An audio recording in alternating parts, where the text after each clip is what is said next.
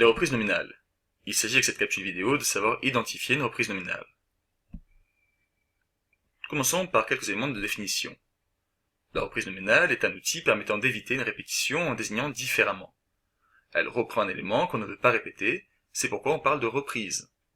Elle est construite à partir d'un nom, d'où l'appellation reprise nominale. On distingue 4 sortes de reprises nominales. Tout d'abord, le changement de déterminant. Changer le déterminant peut suffire à effacer la répétition. On peut utiliser un article défini ou un déterminant démonstratif. Étant donné que l'élément désigné a déjà été évoqué dans le texte, on ne doit plus employer d'article indéfini. On peut prendre comme exemple un chien qui devient le chien ou ce chien.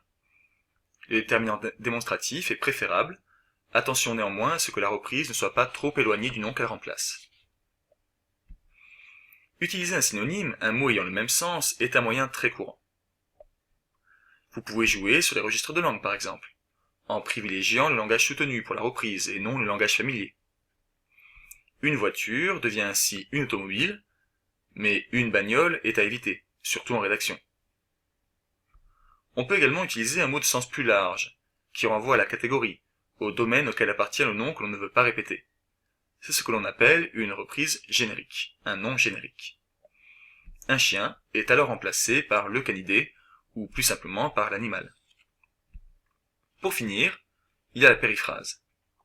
Il s'agit de désigner, par plusieurs mots, un élément qui pourrait l'être en un seul.